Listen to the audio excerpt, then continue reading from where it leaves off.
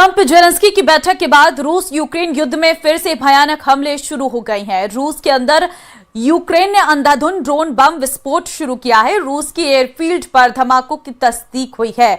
उधर मारियुपोल में मिलिट्री मुख्यालय पर हमले में रूस के 51 सैनिकों के मारे जाने की जानकारी आई है। इस बीच प्रेसिडेंट जेलेंस्की ने धमकी दी है कि यूक्रेन को 50 साल से कम की सिक्योरिटी गारंटी मंजूर नहीं है, जिससे बढ़ के पुतिन ने रूसी जनरल को डॉनबास और जापोरिजिया पर हमला कर जल्द कब्जा करने को ऑर्डर दे दिया है।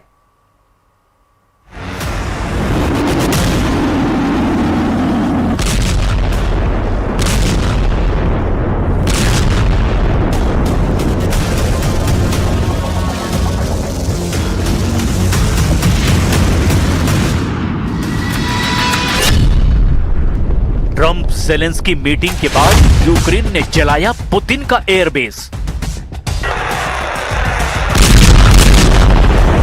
फ्लोरिडा मीटिंग फ्लॉप होने के बाद यूक्रेन ने उड़ा डाला रूस का ड्रोन बेस।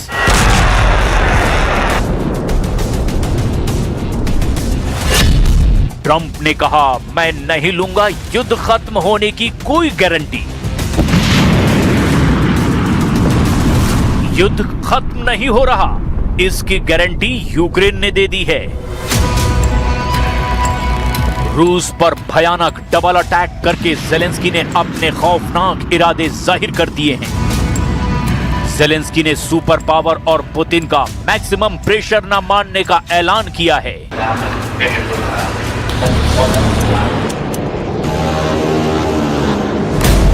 यूक्रेन अपनी जमीन के लिए आखिरी सांस तक जंग लड़ने को तैयार है। रूस में घुसकर नॉन स्टॉप हमले शुरू करके यूरोप के हथियार से जंग जीतेंगे जेलेंस्की। रूस के न्यूज आउटलेट एक्स्ट्रा के मुताबिक रूस के माइकोव में खानस्काया मिलिट्री एयरफील्ड पर भयानक हमला हुआ है। गोलाबारी में दक्षिण पश्चिमी रूस के कॉकेशस पहाड़ों के बीच में बने खानस्काया मिलिट्री एयरफील्ड को भारी नुकसान पहुंचाया गया। यहां से रूस एयरक्राफ्ट में फ्यूल भरने और यूक्रेनी डिफेंस फोर्स पर मिसाइल और बम हमले करता है।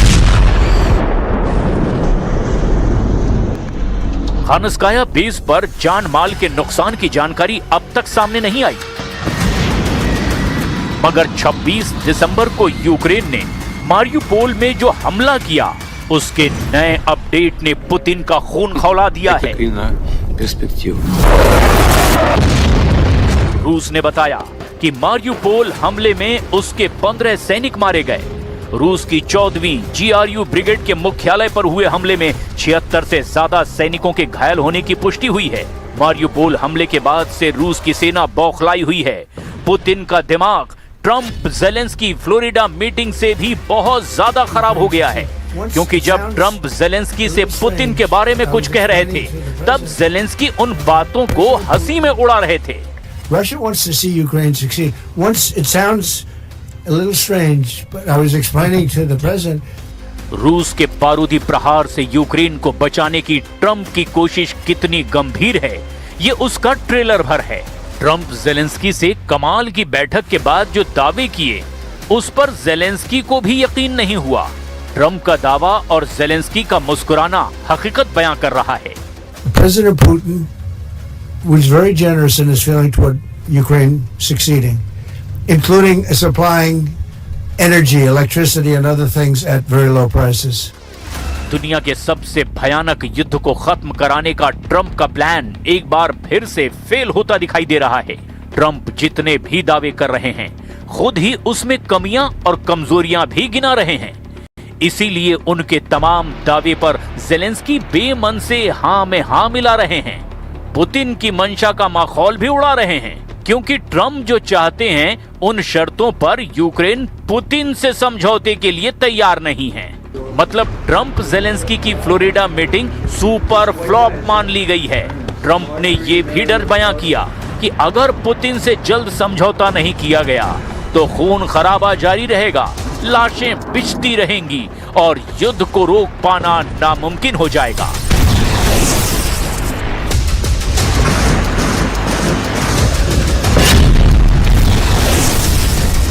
I know you sound an optimistic note here, but what happens in a few weeks if things sputter? What are you prepared to do? They keep fighting, and they keep dying. No good. But if things don't happen, they keep fighting, and they keep dying.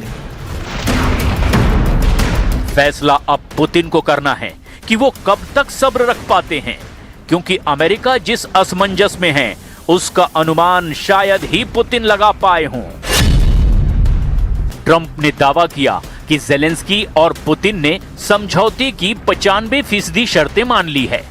Trump ने दावा किया कि Zelensky से meeting और Putin से phone पर बात करके उन्होंने युद्ध समझौते को फाइनल स्टेज पर लाने की तैयारी कर ली है। तब फिर फ्लोरिडा के मारे लागो में ट्रंप जेलेंस्की की मीटिंग फुस क्यों साबित हुई?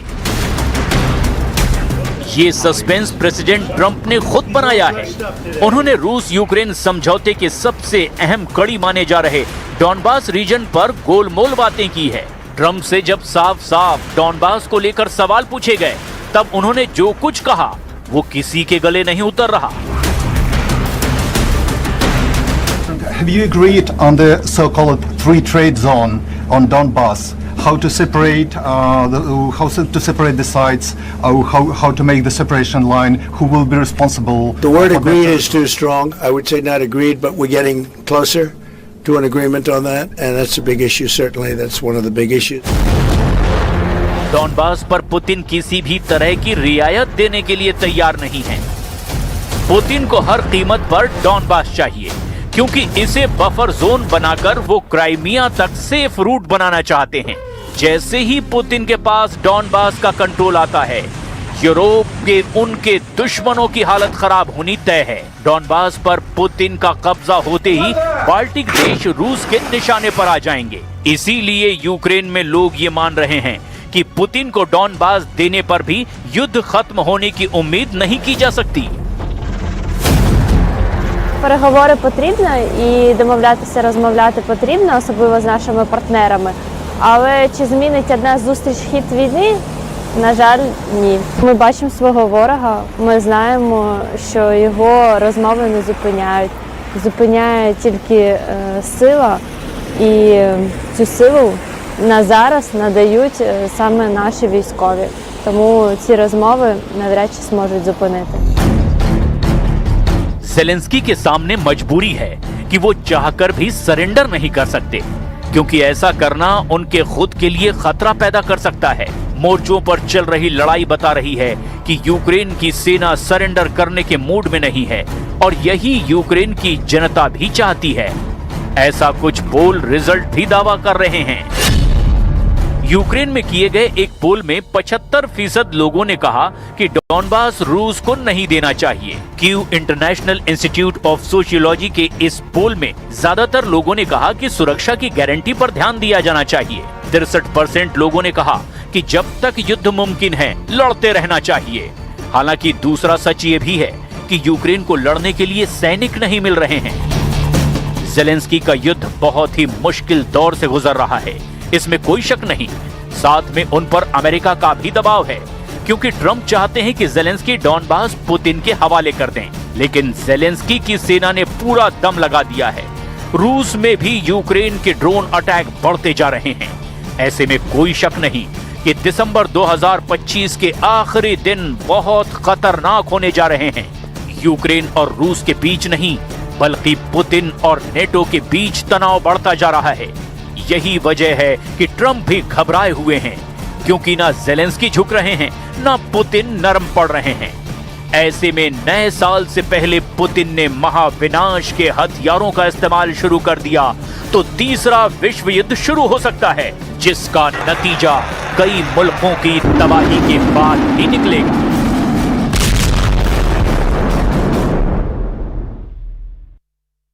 इजराइल ने